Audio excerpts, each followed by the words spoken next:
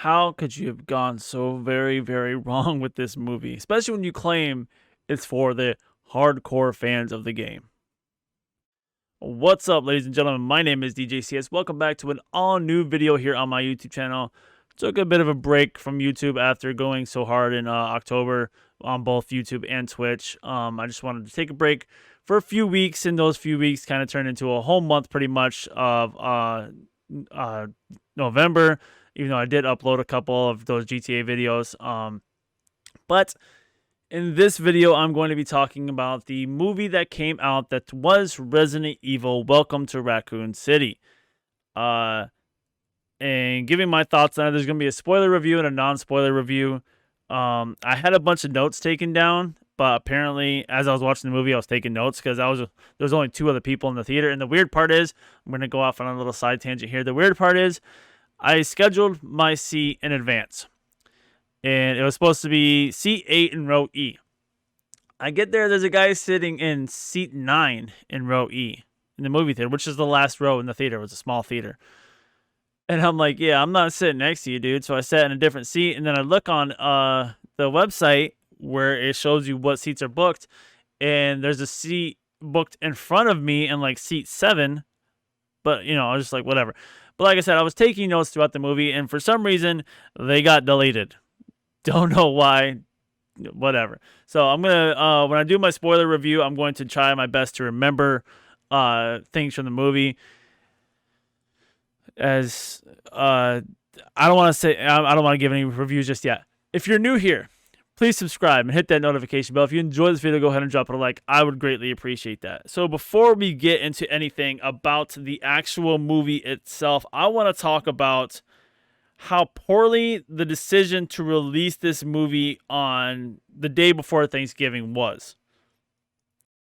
Overall, in the three countries, well, not three countries, the three areas it opened in, the United States, Germany, and United Kingdom, which if you don't open in China, you're already taking a huge hit to your box office. And why they didn't open in China, I really don't know. I know China really doesn't like a lot of anything with Satan or demons or anything like that. So maybe zombies are in that category also. I don't really know, but they have opened up, or so far, they've made $15.3 million in a week. The budget for the movie was $25 million. Now, it's only been a week, but again, it was such a poor decision by Sony, by Constantine Films, by whoever decided to release this the day before Thanksgiving. Release a zombie movie, a horror movie, the day before Thanksgiving. Any movie that gets released around Thanksgiving is going to do terrible. Not necessarily terrible, but not as good as it would if it got released in any other time. Especially a movie like Resident Evil, which should be released in October. That's just a dead giveaway. It is a horror movie. It is a zombie movie. It should be released in October when people are in the mood to go see horror movies. Not around Thanksgiving when people are more interested in seeing family movies, Christmas movies. To be honest with you, as much as people hate, hearing Christmas music and whatnot in November, people are interested in seeing good feeling family movies, Christmas movies around Thanksgiving time. And so, people aren't necessarily interested in going to see movies though around Thanksgiving time. That's another thing. And I know Thanksgiving is only a small part of the world of people who celebrate it. It's mostly just us Americans and shit. But America is also one of the biggest box office. Not the biggest because China is like the biggest, but like I said, it's also one of the biggest box office. You release it the week that people are going to be spending money on lots of food for Thanksgiving and then lots of stuff on Black Friday. Nobody is interested in going to the movies to spend money necessarily. Lots of times when movies do good on Thanksgiving week, it's because they did better overseas. Not in America. So, that being said, this movie was essentially doomed from the get-go because it doesn't matter if a bad movie comes out at the right time, with the good timing, it can do great. We've seen that happen before. We've seen that with the Mortal Kombat movie that got released on HBO Max. It did such great numbers that they greenlit it for a sequel, regardless to how bad it is. They did that with Wonder Woman 84.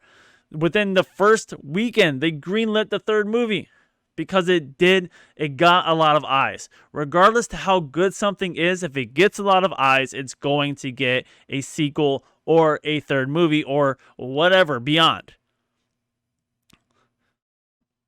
All that being said, this movie, in my opinion, is not a good movie. And I'm a very easy to please guy. I like a lot of movies. I enjoyed most of the original Resident Evil movies with Alice, but as they kept going along, more and more crap with Alice, I just got really sick of it and over it. I'm like, all right, I'm good. I'm done. And I enjoy a lot of quote unquote bad movies. But this was it wasn't enjoyable for me. There was a lot of stuff I did enjoy. I did see things that I'm like, oh, I know that. Hey, I recognize that. Little Easter eggs, little hints, little teasers here and there. Little the attention to detail in a lot of the areas is really, really great. You honestly do kind of feel like you're in the video game at times with the atmospheres that they have, with the scenery in both the precinct and the mansion. But that's kind of where it stops, unfortunately. There's, like I said at the beginning, if this is made for hardcore fans, I don't know what hardcore fans you know, because hardcore fans are going to watch this and be like, what the fuck? I don't consider myself necessarily a hardcore fan. I am definitely a fan of the Resident Evil series. I have played almost all of them now. I still have a lot of side shoots like Zero, Code Veronica, and a lot of the other ones to play, but I have played all the main games. 1, the remake. 2, essentially the remakes of 1, 2, and 3. I played Resident Evil 4. 5, I haven't played 6 yet, so I haven't played that, but 7 and 8. And I read the first book. I've seen the movies. I've seen the animated movies. Like I said, I am a fan of this series, but not necessarily a hardcore fan. And I was like, why would you make these decisions? To me, it made no sense. And for you to come out and say, for the director of the movie to come out and say, I made this for hardcore fans, is a slap in the face to hardcore fans, essentially, if you ask me. I paid for the movie. I paid full price. I didn't, the movie theater I go to offers $5 Tuesdays. Sometimes I do that. I didn't do that. I went on a Thursday, paid full price. I wouldn't recommend doing that, unfortunately. I would wait for this to be on Netflix, which honestly, it should have gone straight to Netflix. I hear Netflix is making like a Resident Evil TV series. Hopefully that does really good. Hopefully they learn from this mistake of a movie and kind of, change some things with the TV series that they got coming out. But this should have been straight to Netflix, straight to whoever, Sci-Fi. I said that in my trailer breakdown, that this kind of reminded me of like CW Sci-Fi-esque, and I didn't mean that as an insult, and I still don't. But this should have been something that was like straight to DVD, as they say, And again, I don't like crapping on movies lots of times, and I know I crapped on Mortal Kombat, and I'm crapping on this. But like I said, I enjoy a lot of movies. I really do. I enjoy a lot of bad movies. I go into movies. I went into this movie with a clean slate, saying, you know what? I'm not expecting a lot out of this movie. If it hits the beats, and that's all I'm asking for. Just hit the beats. Hit the beats that I know, and then I'll be happy with it. If you hit those beats, I'll be happy with it. And, there's lots of times where I enjoyed movies where I didn't really know the source material, and I enjoyed it, whereas people who did know the source material and did it. And I'm trying to go into a lot of these comic book movies and video game movies with a clean slate, saying, okay, this isn't, it's not going to be what I know. Let me enjoy it for what it is. Unfortunately, I couldn't do that with this movie. And I'll get more into that when I talk about the spoilery stuff. But like I said, I'd wait for this to come out straight to Netflix, or even on cable TV or something like that. Who knows? Hulu. I don't know where this is going. It's a Sony property. But like I said, if Netflix is doing a Resident Evil TV series, it's likely going to Netflix. So I would wait for that. Um, I really wanted this movie to do good. I didn't have high hopes. I didn't expect great things from it, but I wanted it to do good so that we can get a new series of Resident Evil movies separate from the Alice movies. So, all that being said, we're going to get into some spoiler stuff now.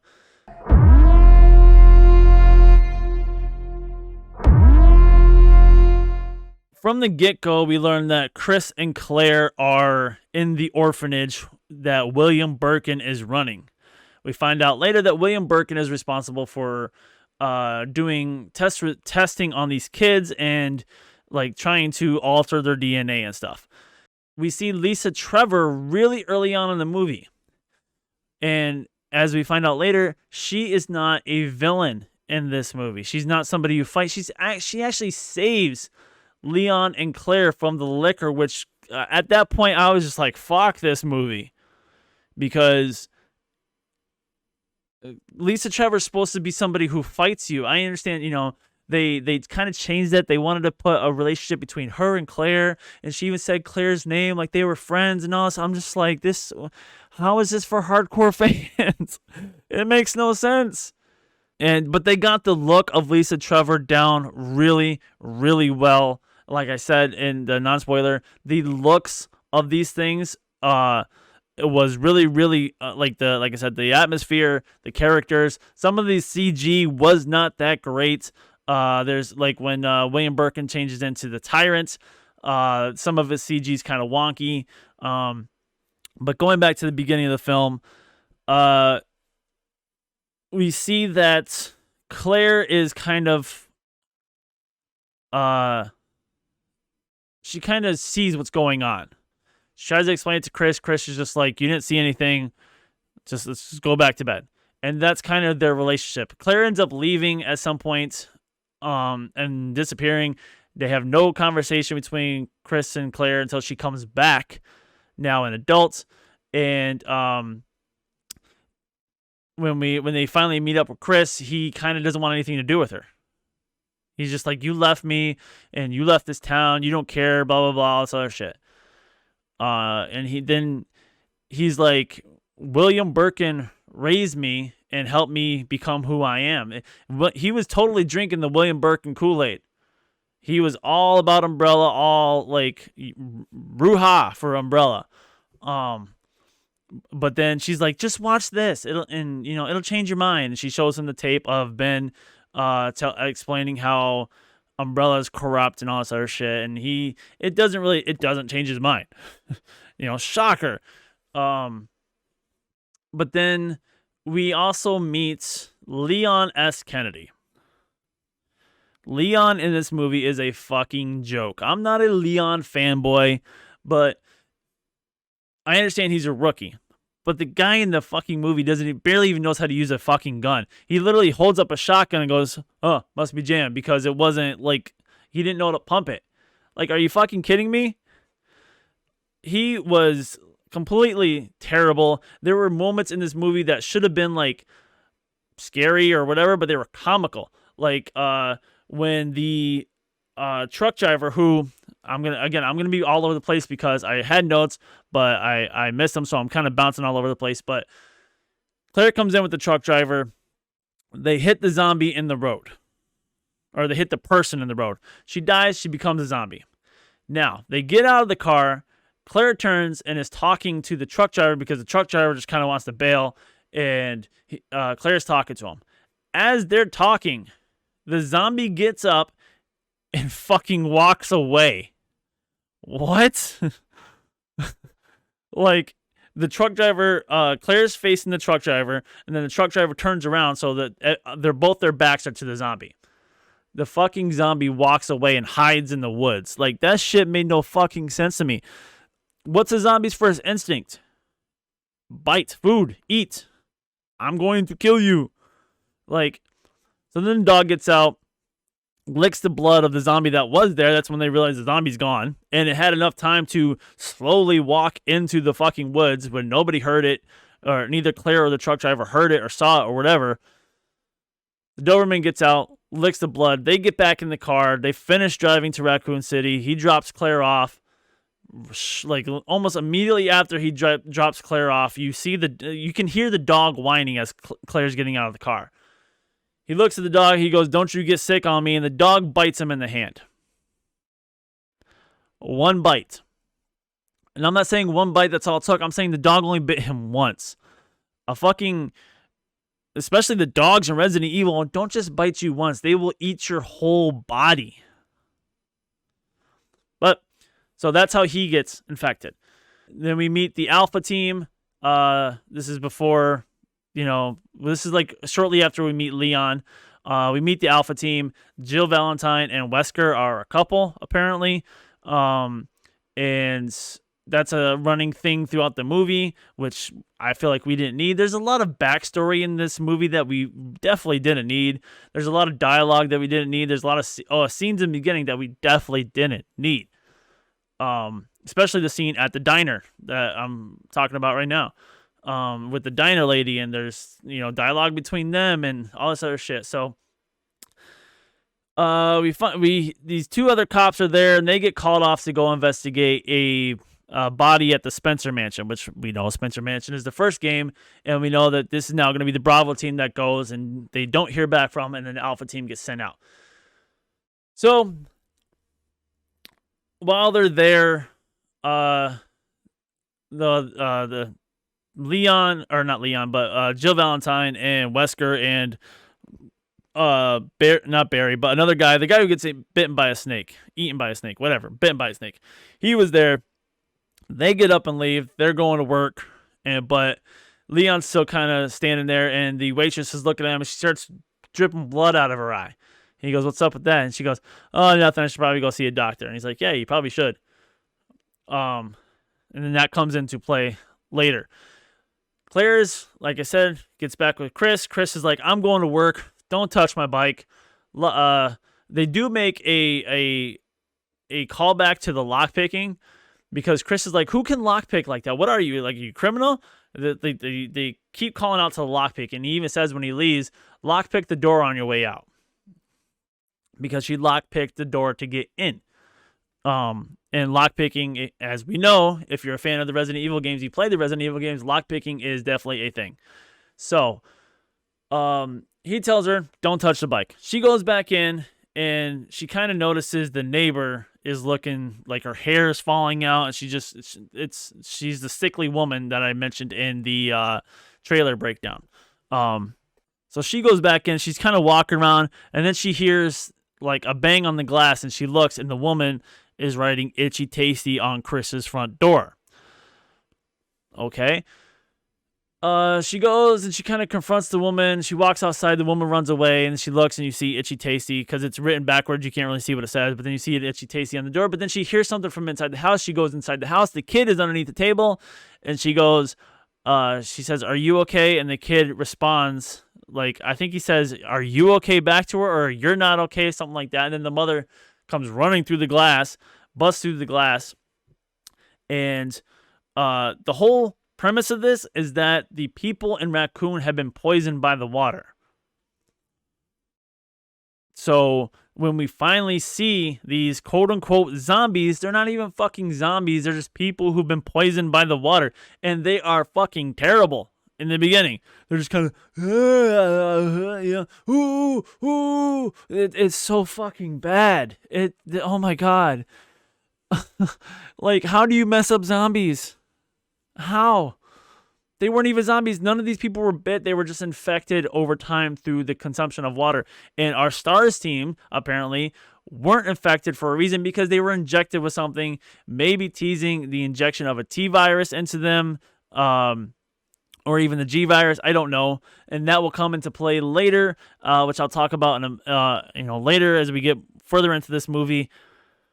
So Claire's like, "Fuck it." She jumps on the bike and she takes off. Then we see William. The sirens going off. Shit's going down. William Birkin goes and tells his daughter and his wife, "We have to go." They get in the car. They take off, and then, like I said, Claire's driving into Raccoon City. She stops in the middle of a fucking intersection because William Birkin's driving, and his wife's like, "Stop! You almost hit that girl," and it's fucking clear. They lock eyes for way too fucking long before William Birkin just drives around her, and then after William Birkin drives around her, the fucking truck driver drives right past her, doesn't fucking hit her somehow. Like I said, she's just stupidly sitting in the middle of a fucking intersection. The truck driver drives past her, and he's starting to turn. You can see he's like kind of, at first he's fighting it, but then he's getting angrier and angrier. When I first met the fucking truck driver, I couldn't fucking stand him. He was talking so much and just being a complete like fucking, not an asshole, but kind of like a snobby pig, and just I couldn't fucking stand him. The dialogue he was saying was terrible, but this was actually really good. When he was kind of doing the transition and turning. Again, you see the dog sitting behind him looking like he wants to fucking bite him again, but he doesn't.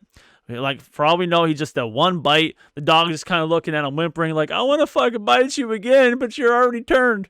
So then he goes and he's driving.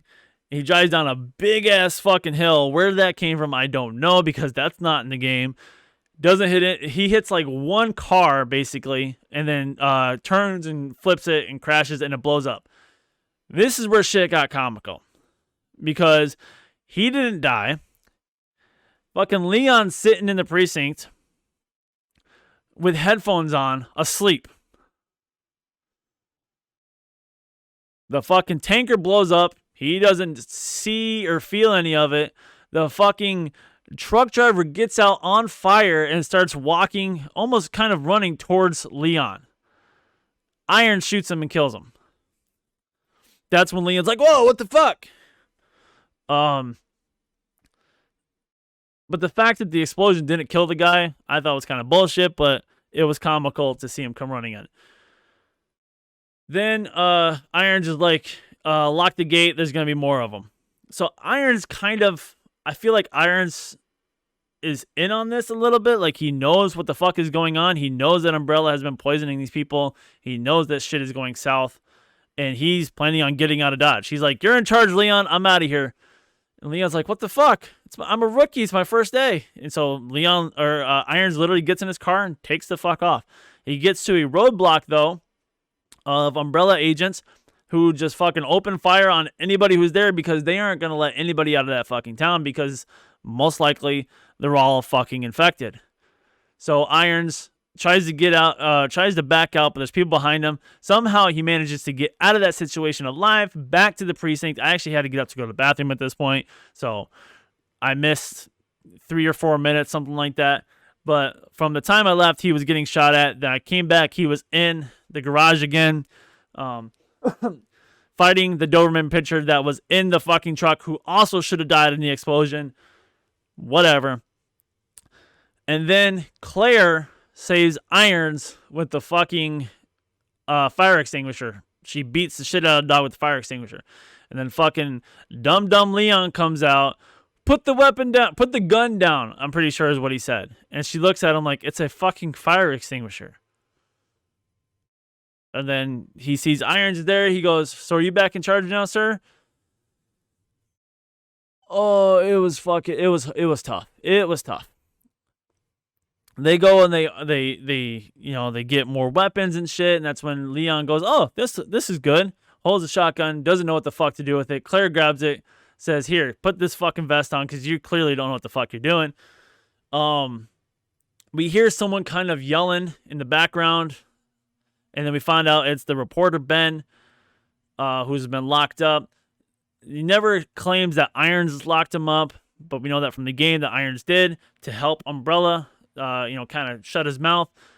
He's locked up with somebody else in the cell. I knew going into this movie that there wasn't going to be a Mr. X, because like 2 or 3 days before the movie came out, the director said so himself. He said he couldn't figure out a way to fit him into the movie, which to me is kind of BS, especially after seeing what the fuck he did to this movie and what the fuck he did to the story to begin with. So there is no Mr. X. Mr. X doesn't kill Ben. There's another person in the cell with him who is slowly turning. They're infected. And fucking Ben, Mr. Smart Guy, Mr. I know all the shit, turns his fucking back to him. This is after fucking idiot Leon goes up to the cell, gets close enough for Ben to grab him and take his fucking gun. So, idiot Leon goes to get the keys out of the fucking drawer, and he's stumbling with the keys, can't figure out which one it is. Finally does, and like I said, Ben's got his fucking... He even looked at the one guy at one point and was like, oh, fuck. Because he knew he was turning. But he kept his fucking back to him the whole time. As soon as Leon gets the door open, the fucking guy lunges at him and bites Ben in the fucking neck. Ben's gone. So, Leon gets attacked by the fucking zombie and, kind of kicks him off just in time for Claire to come down and save his ass. And Claire's like, you need to fucking sort your shit out because this shit is getting real. And then that's when he, picks up the gun and throws a temper tantrum because the zombie stands back up. He picks up his handgun and just fucking, empties the clip into him. And then he tries to act like a badass when he fucking refills his clip, but it's already ruined for Leon. So, we're back with the Alpha team in the mansion. They're trying to figure shit out. They meet this was probably one of the best scenes. The mansion stuff was some of the best stuff in the movie. They see the guy in the white coat, and he comes after them. They shoot him. But one issue I had was the amount of fucking zombies in that mansion. Now, in the actual game, there are quite a bit of zombies here and there, maybe 2 or 3 per room. But there were literally hordes running after them. Especially the one guy who was supposed to get bit by a snake. They did kind of tease the snake before they went out for the mission. Someone asked, would you rather get bit by a snake? No. Would you rather get eaten by a giant snake or a great white shark? They kind of teased that. But there is no giant snake in this. The guy who is supposed to get bit by the snake actually is the first one of the Alpha team to get killed by just a horde of fucking zombies. I mean, they just keep coming in. They're piling on. Like I said, it was almost comical. They did find the Bravo team Jeep before all this, and it had a huge slash in it. It almost looked too big to be a liquor slash. I thought maybe there was a tyrant already. That was not the case. They even did tease hunters, I believe. Sherry Birkin said she had a nightmare of a green, slimy creature with yellow eyes. I don't think the hunters had yellow eyes, if I remember correctly, but I kind of felt like that was a tease towards the hunters. Maybe she saw one at some point when William Birkin was working on something.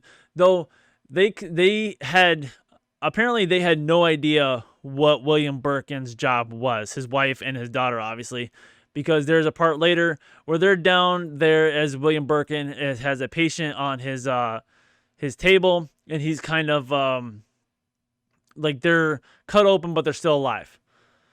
And she's like, what is this? He goes, this is my life's work. This is everything. This is my genius, or something like that. So we find out back before they were sent out that Wesker is working for someone. He gets a page, because it takes place in 1997, 98, whatever it is. He gets a page on his beeper that says, it's time, check your locker. Lockers are a thing from the game, it's cool. He goes to his locker and he's got this, it almost looks like a cell phone, but it's kind of like a PDF or something like that. I honestly don't know how to explain it, but it's a big, thick device that has information on it. It says something like, this will give you all the information you need. Raccoon City will be destroyed at 6 a.m. So Wesker's working for someone. We get to the mansion. They split up. Chris and the other guy go one way. Jill and Wesker go another way. They get to the library where you play the piano, and Wesker's playing the fucking Moonlight Serenade, I think it is. Like he fucking plays the piano his whole life. It's no problem. As they're doing this, Vickers is out listening to, I want to say it's What's Going On, that was in the fucking trailer, if I remember correctly. He's listening to a song, not paying attention to what's going on around him. He gets attacked by a zombie, most likely gets bit. For flies up, crashes into the mansion where Jill and Wesker were after Wesker manages to open the secret door, which isn't just a room, it's a huge ass fucking tunnel that goes all the way like through the fucking mansion. I don't know. The helicopter crashes into it. Jill saves Wesker. Wesker's like, "You saved my life." And then he decides to tell her everything. From what I understood about the dialogue was that Wesker wasn't working for Umbrella. He was there to steal Umbrella's secrets that Umbrella was keeping there. Maybe it's still kind of working for Umbrella, just kind of like hiding it. Hey, Umbrella has these secrets. We want you to steal them, but it's actually Umbrella who wants to keep their secrets. So they have, whatever. But he's like, money's money, Jill. I don't care about these people. Money is money. So he kind of is like, he's like, fuck you, Jill. I'm going this way. You can come with me if you want, but this is what I'm doing. He didn't care about Chris. He didn't care about anybody else. And then in another explosion of a person who survives, Brad Vickers comes walking out of the fucking helicopter, and Wesker kind of pulls his gun. It looks like he pulls his gun on Jill at first, but then he pushes Jill to the side and shoots. Who was supposed to be Brad Vickers, didn't look anything like the actor. I can't remember his name right now off the top of my head. Didn't look anything like him. The makeup was kind of bad on this one. There were moments where the makeup on the zombies was really, really good, but this was not one of them. So then we go back to Chris Redfield, who's just fighting zombie after fucking zombie after zombie after zombie. And there is one scene that I think would have been cool. They kind of tried to do the Darth Vader scene where it's all dark and the only thing you see is the light of Darth Vader's lightsaber. And then there's a scene in the upcoming Batman movie where it's the same thing. It's all dark. The only thing you see is the flash of the muzzle of the guns that the people are shooting at him. That's basically what they did here. It's all dark, completely dark. So dark you can't fucking see literally anything. You can't see outlines, shapes, any of that. And it's Chris Redfield, and the only time you see light is when he shoots his gun. So you're seeing him shoot zombies, but you can't tell really what the fuck is going on. How many zombies are there? Because you only see one zombie at a time, but he's fucking shooting like every second, like left and right with a machine gun and shit. And I think it was a machine gun. Like I said, my notes are gone, so I can't really remember correctly, but I don't think it worked out the way they thought it would. It didn't deliver that, oh, this is fucking cool. To me. Somebody else could completely feel different. To me, it didn't deliver that. It just seemed like a kind of cheap way to do things without special effects. They didn't have to show blood. They didn't have to show a lot of the special effects on the zombies because sometimes all you saw was like their torso or something, and they didn't have to use things for like bullets or anything. It just seemed like a shortcut. So Chris obviously survives, and Jill actually comes and saves his ass. So, and they kind of hug. There was kind of a thing where everybody in this movie had a fucking boner for Jill Valentine. Wesker, fucking Leon, Chris Redfield, everybody had a fucking boner for Jill Valentine. It was weird. They kind of hug like, we've like kind of like a loving hug, but I don't know. So Wesker finally makes it to the end of the tunnel, which is to the lab of William Birkin, where Sherry Birkin, Carol Birkin, I think her name is, and William Birkin are at, and Wesker of course pulls the gun on him. He's like, dude, I'm not giving you my life's work. And William Birkin pulls the gun on Wesker. Wesker shoots William Birkin. Carol Birkin then picks up the gun, and Wesker's like, don't do it. And she points it at Wesker, and William Birkin, I'm pretty sure, clipped Wesker first. So William Birkin shot first. But then Wesker shoots Carol Birkin in the head. Sherry goes and disappears. This is as we're as This is as we're as this is as this is as we're as this is as we're as this is as Carol is confronting Wesker, William Birkin is injecting himself with the T virus. And Wesker goes to kind of grab it, and then that's when you hear William Birkin kind of laughing, and you see the needle drop out of his hand, and Wesker's like, what the fuck? But then Sherry Birkin is standing in front of him with a gun in his hand. And with a gun in her hand is what I meant to say. And pointing it at Wesker. Wesker starts to raise his gun, and then Jill shoots Wesker, stopping him from shooting Sherry. And the dialogue that proceeds was really, really bad. Wesker is all of a sudden so ashamed of himself for what he did, most likely because he got caught. And he even looks at the kid and goes, "I wasn't gonna shoot, kid. I was gonna pull the trigger," something like that. He tells Jill Valentine everything that's going on. He says, "You have to get out of here. It's gonna be destroyed at 6 a.m." He failed to tell her that part before, so he hands her the device and says, "There's a train at the bottom of this place to get out of here." Runs the whole way. Get on it. Get out of here. So they all decide, all right, fuck it, we're getting out of here. Jill and Chris have Sherry Birkin instead of Leon and Claire, who were back at the mansion. Irons is like, I have a way to get out of here because the zombies are starting to take over they're breaking into the precinct. Irons is like, I know a way out. So they go through the bay door. They get in the car. They drive to the orphanage. Claire's like, why the fuck are we back here? They get into the orphanage. Irons is kind of walking around, and then we see Leon sees Lisa Trevor, and she's like, shush, be quiet. She points up because there's something swinging the lights. It's obviously a licker. Nobody is quiet. Irons ends up getting pulled up by a tongue, getting killed, gets dropped, and then we see the licker come down. They start running away, and then, as I mentioned before, Lisa Trevor comes out and saves fucking Claire and Leon for whatever fucking reason. I don't know. I mean, I understand in the terms of the movie, I understand it, but again, it was mind boggling. So, but Lisa Trevor stays back. There's a secret passage from the orphanage to the mansion, because of course there is. So now Leon and Claire are making their way to the mansion.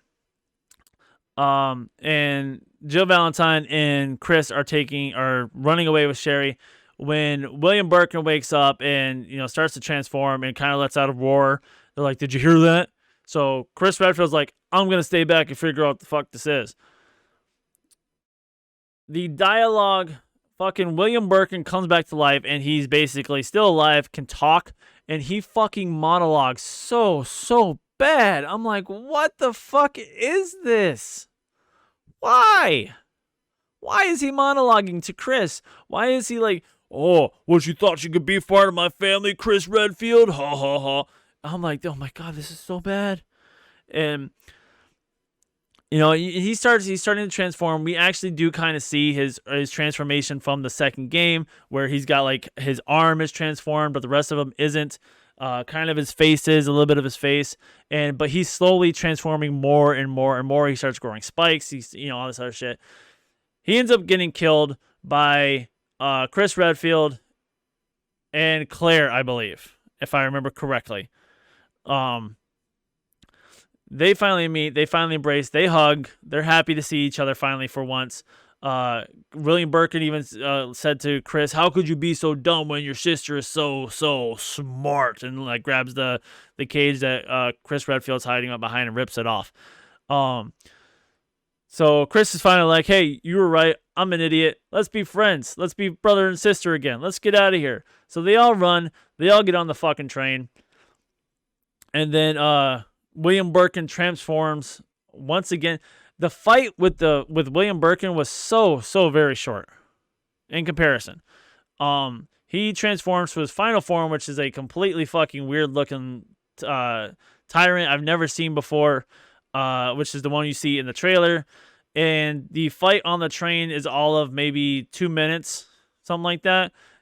Chris is shooting at it with a handgun, kind of popping eyes, and it's just kind of switching back and forth. There's nothing really, at one point, I think the William Birkin does grab Claire, but it's nothing oh shit, someone's about to fucking die. Someone does die. None of that happens.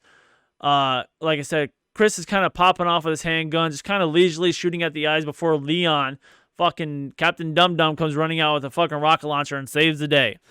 And blows up William Birkin and then this is after the whole fucking mansion has collapsed and the train has been stopped.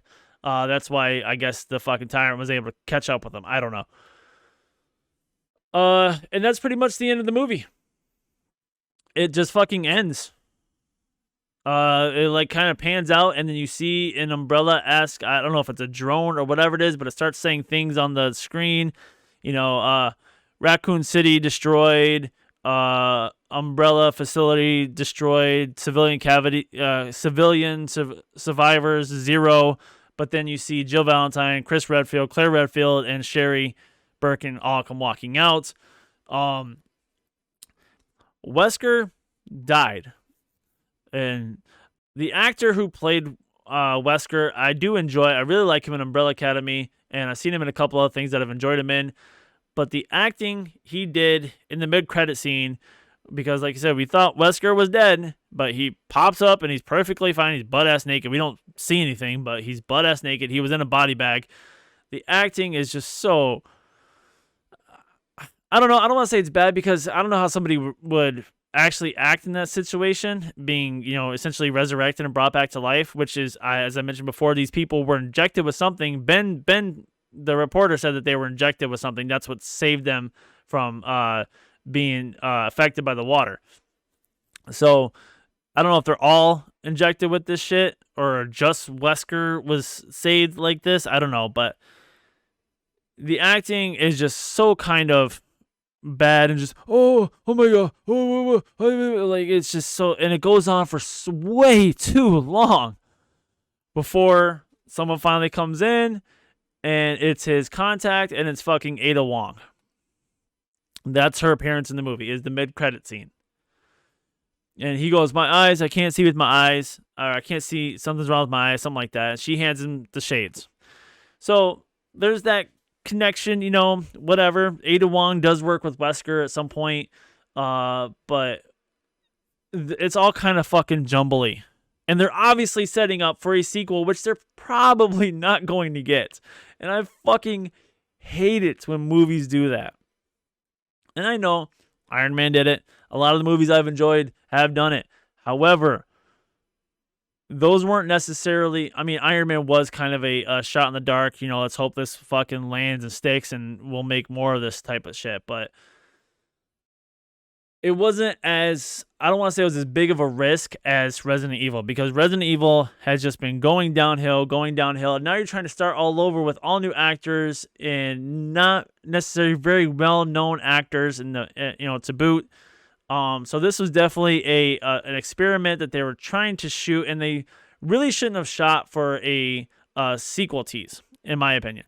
They did that with Mortal Kombat, where they were just like, yeah, we're planning for a second movie, so you didn't get everything in this movie because we're planning for a second one. That type of shit pisses me off, and I understand not shooting your whole load in the first instance. I get it. Because you want to save stuff just in case you do, but you don't tease for something that you're not necessarily going to get. Mortal Kombat is going to get a second movie. This, I highly doubt will, unfortunately. At least not another major release. If Netflix wants to buy it, and then Netflix can do it, who knows? It'll probably be at least a few more years, and maybe they'll fucking reboot it again. That's what they definitely should do. This is a poor decision by Sony. And I mean, Sony had... I don't want to say Sony had no say in it, because Sony does have a lot of say in what goes on in movies and stuff, but it was a poor decision to release it when they did. There were many poor decisions in the movie. How they merged these two movies together wasn't necessarily one of them, but just all the stories that they cut out because of it, and all the character swaps of how they did things, like with Lisa Trevor and Chief Irons. They weren't really bad people like they should have been. I mean, don't get me wrong, Irons is like, fuck you, I'm gone. But he wasn't the complete asshole that he was in the game, where he's like, I'm going to kill this little girl type shit, you know? And like I said, Lisa Trevor was the complete villain in the a misunderstood villain, but still a villain. If you encountered her, she'd hit you, she'd knock you out, she'd kill you. Not in this movie. All in all, I probably wouldn't even watch this movie again. Like I said, once it's on Netflix, maybe. But I'm not spending money to see it again. I'm not buying it, that's for damn sure. But that is my rant for this Resident Evil movie. If you guys are still here, if you've enjoyed this video, go ahead and drop it a like. I would greatly appreciate that. I will be working on uploading my Resident Evil remake playthrough here soon. I'm in the process of downloading all that footage, and I got to go through and edit it all out. So if you figure my first playthrough of Chris Redfield was like 20 hours, maybe. It took me a long time. I'm not ashamed to admit it. That's 20 hours of footage I have to sit here and watch and go through to edit down to however many parts. So yeah, it's gonna take a while. And then I have the Jill Valentine playthrough too, which only took me like 8 hours, I believe. So, yeah, you can look forward to that. If you're new here, please subscribe and hit that notification bell. If you've enjoyed this video, like I said, please drop it a like. Let me know if you saw the movie, what your thoughts are down in the comments. Try not to spoil too much. I know I did spoiler review in this review, but not everybody who's going to come and watch this video possibly has seen the movie. So try not to spoil too much in the comments. Though I don't know if you spoil anything about this movie is really going to fucking matter. But that is going to do it, guys. I will see you in the next video. Have a good one, guys. And as always, don't forget to tip your DJ. Later, dudes. Here to kill. Oh, Jesus. Including a fucking Crimson.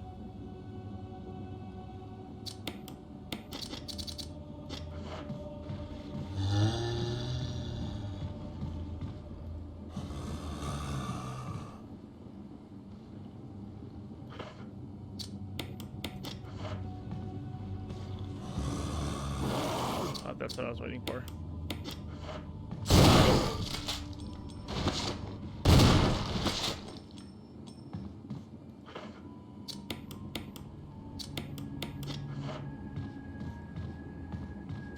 Nope, I didn't think so. What, the other fuck Crimson's not dead either? What?